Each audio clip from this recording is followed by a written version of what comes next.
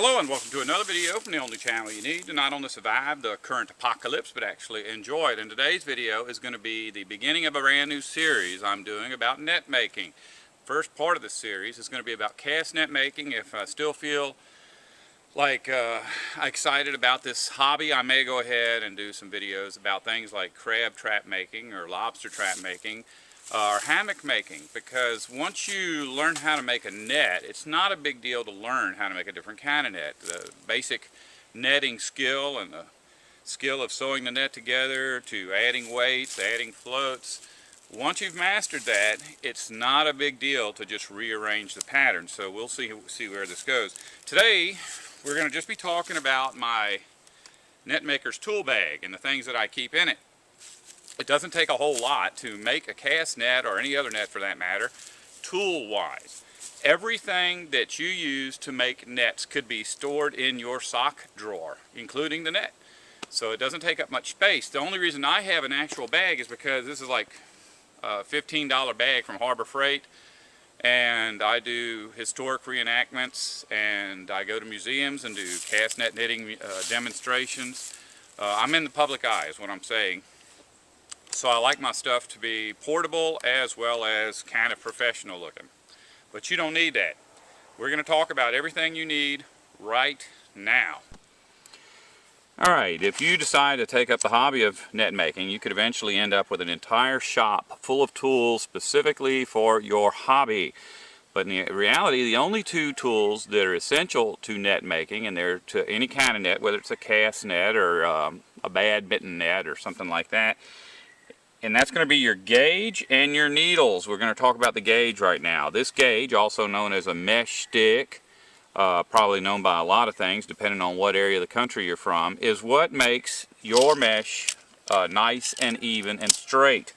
And the way you're going to come up with the size of mesh you need, this is a 2-inch gauge. What that means is your square mesh is going to be 2 inches by 2 inches square. That's 4 square inches.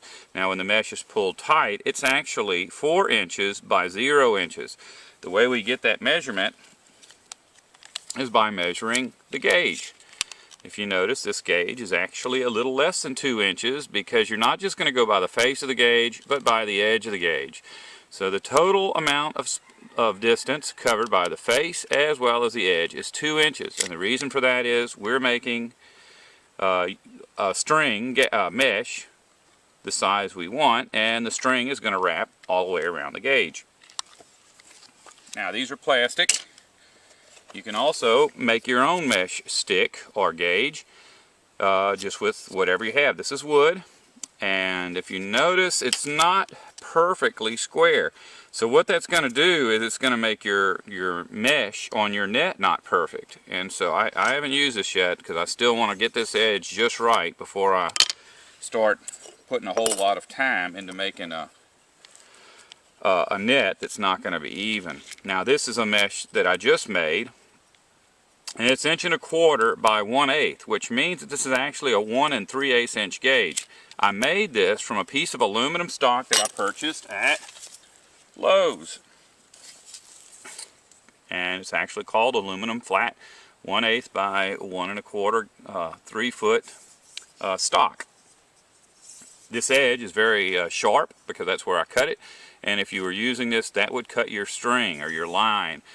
That's why I took a file and actually filed the edge of this and filed it round on this end. The end that you work with needs to be kind of tapered, because as you're making your net, you're going to be pulling it off of this end, because you can't put your whole net on here. You'll eventually get to where your net's about that far and your fingers won't reach to work it, so you have to push it off, and you'll see that later as we go into how to actually make the net.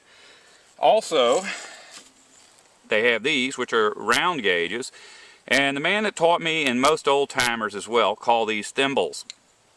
You can actually use a long or deep socket, you know, standard issue socket like a spark plug wrench socket, and do the same thing. In fact, I know that that's done because when I told this lady that I know I was making nets, she said that somebody that she used to know made nets, and the way they made them was with a spark plug socket. These are both bamboo. Bamboo is relatively the same width at the top as it is at the bottom. If you notice that a piece is a little bit wider, you can sand it down. And as you can see, they're different sizes as well. I still have not figured out how to use these. I've watched my teacher use them. He gets very, very even meshes. When I use one, my mesh is always crooked. So eventually I'll get around to trying that again, just because that's the traditional old-timer way of doing it. Now, this is a paint stick that I picked up at Lowe's at the same time that I picked up this piece of stock material. And it is square from one end to the other, and I just thought it would be a good idea to bring this home. All I really have to do is cut it off and sand it, and I could use that as a gauge. And that's one of the few tools that you'll need to make a net that you will not use for any other purpose. The other one is going to be the needle. And there are a variety of needles. All of them are just as good. But if you're making something with a really, really large mesh, you can use a really large needle. And the benefit of that is you can put a whole lot more string on it. See, this mesh is large enough that the needle will fit through.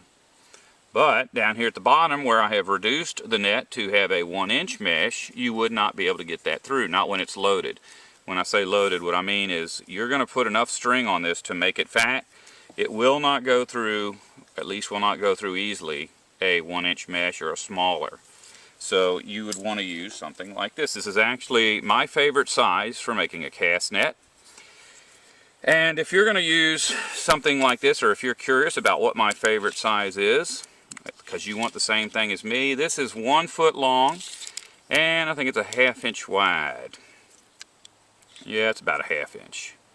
So a 1/2 inch by 1 foot is perfect for making a cast net. And it looks cool. It looks very traditional. And if you do like me, which is go down to the museum and knit in front of people, you want to have something that's really neat looking. Now I'm going to show you a couple of other types of needles. Now this one's loaded up.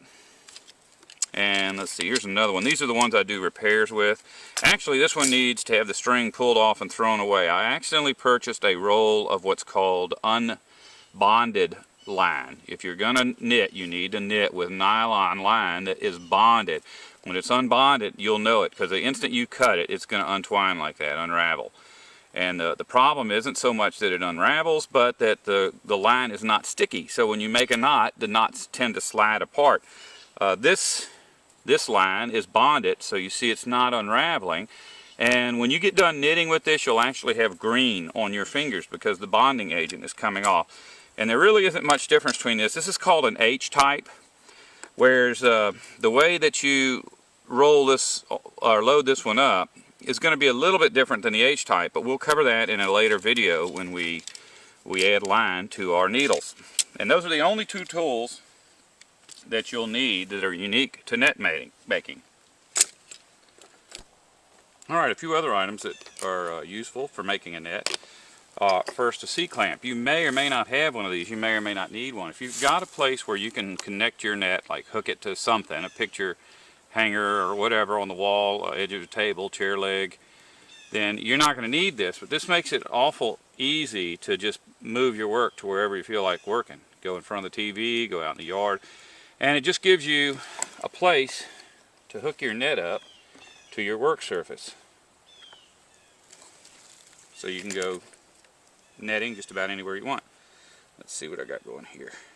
Here's a net I just started. This is an experiment. It's kind of a hybrid version of a net. And if this is successful, I'll do a video about it. But it allows you to actually just put your net wherever you want to work and just kind of make your knots. Of course, I should be using a gauge, but just to show you how it works. Just have any kind of thing to hook. Something that's a little bit unique, that you probably don't even think of as a tool, is a potato chip can lid with holes cut in around the edge. And I put a bunch of holes because I never know what I'm going to do with it. I actually just made a braille net with 16 brails. There's probably about 40 brails or 40 holes in this. I really only needed 16 because my net only had 16 braille lines. But I've drilled these lines and cut the edges to separate braille lines. And you'll find out what braille lines are later. But when the braille lines are all hanging down in one clump, it's difficult to work with them. This allows you to put one braille line in each one and have your braille lines hanging kind of in an open pattern that makes it easy to get your fingers in and out. Another thing that has come in handy is a straw, and I basically just went to McDonald's, or I think Kentucky Fried Chicken, went in and grabbed a straw out of their straw dispenser. And straws, you'll see when you're making a braille net, I just discovered a new way to tie a braille line onto the lead line of a net that requires a straw. So that's something else to have handy. And in fact, I felt like a skinnier straw would be better, so I went down and bought some skinny straws. So like 98 cents for this whole pack full. Let's see, there's 100 in here, 60 of them in there. I'll probably throw 59 of these away. Okay, now we're going to talk about some tools that you will need, absolutely need for making a net, but that are not unique to net making. This is a pair of scissors. These are Harbor Freight's cheap Chinese-made scissors. They say China right on them. Can't remember how much they are. It's like $4. But these things can be sharpened like a knife, and they are as sharp as a knife. You can hurt yourself with these. And in fact, if you're working on a net and you're sloppy, you can accidentally cut through your net. Because I've accidentally just rubbed this against my net and went right through some of the nylon. But that's something that you'll use in your house for other things. Everybody should have a pair of scissors in their house. Another thing that's very useful is your tape measure. I pull this out quite often to confirm that I'm actually doing something, because sometimes this net making is so slow that it looks like you haven't done anything all day when you've actually gone a full 3 inches. And if you're going to be working with nylon, you need a lighter. If you end a row and you run out of line, you're going to have a lighter to melt the end of the line, because even though our standard issue nylon bonded line will not unravel, it is very slippery, and knots that are too close can actually roll off the end of your line. So you need to be able to melt the end of the nylon line so that it will stay put. And that's especially true when you're adding a new piece of line in where you've run out of line. So there you go, scissors, tape measure, and a lighter. Another thing that you're going to need is a way to undo knots. Now, all you really need is this. That is a finishing nail. Most people have a finishing nail somewhere around the house, or at least something sharp, an ice pick or something. And that's going to be for untying lines. You will not, if I tell you right now that you're going to make mistakes, you may think, well, I'll be careful. It doesn't matter how careful you are. You're going to accidentally tie your front of your net to the back of your net, or you're going to tie a knot where you don't need to tie a knot, or you're going to tie a knot too loose and it's going to slip sideways or something, and you're going to have to untie it. This is just a way of getting into this knot and causing it to spill. And that's a word that you'll, I guess a lot of net makers don't even know that word, but anytime a knot comes undone, it's called spilling. Now this is for my friend that's teaching me. He can't use one of these nails because his arthritis won't allow him to, so I've gone down and got this from a hobby shop, drilled it, and drove a nail in it. Now all I have to do is get a grinder and grind that to a point, and then I was thinking about putting some fancy rope work around here, or I guess string work, depending on how you want to call it. But this is going to be for getting knots out once I put a sharp end on it. What he's using currently is a screwdriver, small screwdriver like this. You can get a pack of these at the dollar store for $8. It's like 5 of them. You just grind the end off, and that allows you to be able to undo knots and actually have something with a handle. What I have recently started to use, which I find to be much, much better, are knitting needles. It was really cheap to buy this 3-pack of very small knitting needles, and I never use anything except for this super ultra small one. And I don't even know if this is called a knitting needle or I think it's a crochet hook. But you can find that at like Hobby Lobby or any kind of store that deals in crafts or hobbies. And so that's something you're going to need. You're going to need a lighter, and you're going to need a crochet hook, a pair of scissors, and a tape measure. Another thing that I use while knitting is a Sharpie marker, and I'll show how I do that later as I'm showing you how to knit the net. But it's when you change colors, and I don't think I'm near an end, maybe I am. Yeah, here we are. Here I've changed colors, which means that I have to end this line where I begin the green line, and I want it to be somewhat even with the other green lines. So what I'll do is I'll take my gauge and simply stick my gauge under there, twist the rope around it, and then mark it with the Sharpie. And that's where I'll tie my knot, and it comes out pretty close, as you can see. You have just watched the very first installment in my brand new video series about making nets. I will continue to make these videos until I have made enough videos that you can use them to take a net, a cast net, from its raw material state all the way to the point where you're walking out of the ocean with a sack full of fish. I promise. If I have anything to say about it. Making a net, hopefully you've seen from this video, is not an expensive prospect. All the tools you need are basically around you. The few that you don't have would be your gauges and your needles, and those can be had for basically nothing. $5 for a set of needles, $5 for a set of gauges, maybe $10 for shipping, and you've got everything you need to make nets. Now, the cost of the materials, the actual cost of materials to make a net is between, say, $40 and $60. But you're not going to have to come up with $40 to $60 every day. It takes about 6 weeks for somebody that's really good to make a net. And in general, you may, if you really get into it, you may make one net every 2 months. So basically $20 to $30 a month to be a net maker. When I get done with this series, you'll have everything you need to make a basic net, but if the series is popular, I'll continue to add videos to this series to show you all the different ways to make different varieties of cast nets. So, you know, like whatever we end up making, you'll learn everything you need to know. It's just a few little details you need to change the net that we'll have to address later, such as if you're fishing in shallow water, you may want your net to work open like this, because that's just better for shallow water. That's called a pancake. If you're fishing off of a boat in deep water, you may want your net to open like this, like a parachute. Some nets are designed to catch very large fish, and the way they work is they'll have a bag sewn all the way around them, and when the fish hits the bag, basically he catches himself. Other nets are designed for very small fish, and those nets have mechanical means of drawing the bag together without the fish doing anything. Those are called braille nets. And the difference between making a braille net and a Spanish net is not that much. You knit the nets the same exact way. The way you attach them to your hand line is a whole lot different. But if you know how to make a cast net, you're still not going to figure out how to make every variety of net. So if you know how to make a Spanish net and no one shows you how to make a braille net, you may spend the rest of your life making Spanish nets. The same can be said of the way that you weigh your net down. When you throw it in, you have to have weight on the bottom of your net to make it go to the bottom. Some people want leads because they look traditional. Others want chain because they don't want to put lead in the water.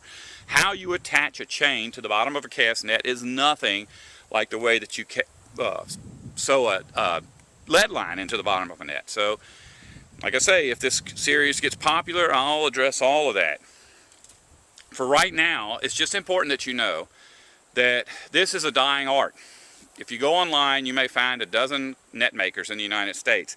The vast majority of those guys are not knitting nets. They're purchasing large rolls of material that are netting material. They're cutting them into a pattern and sewing them together. That's not quite the same as what I do. In fact, the people that do what I do are getting less and less every day. When you find someone on the internet that actually knits nets from scratch, the first thing you need to do after you find them is type their name out into Google with the word obituary next to it.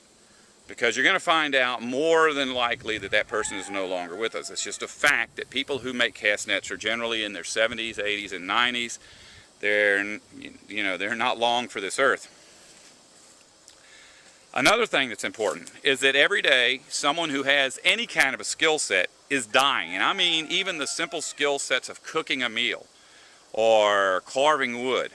And so every time you learn a different skill set that's a traditional dying art, you're actually acquiring a level of understanding of the world around you that is going to help you to learn the next dying art.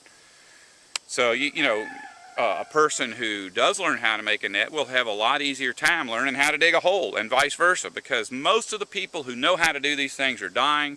The people that are being born to replace them are learning how to operate a keyboard, operate a telephone, sit in a cubicle. When this system collapses, which I promise you it will, we're going to be in a lot of trouble, because millions upon millions of people that know how to sit in a cubicle are not going to get us out of this situation. If what I'm saying never comes to pass, at the very least, handmade cast nets are a work of art. There may come a day when these things are being sold at auction houses because they're just so rare. If nothing else, your great-great-great-grandchild will put the thing in a frame with a picture of you at the bottom and tell everyone that comes into his house, this is the net my great-great-great-grandpa made. So it's a win-win. I mean, it takes a lot of time to develop the skill. It takes a lot of time to actually make the nets. But when you're done, you have something that is absolutely beautiful, and you have something that can last for centuries, and you have something that will make food. Win-win. If you don't want to survive, don't listen to me.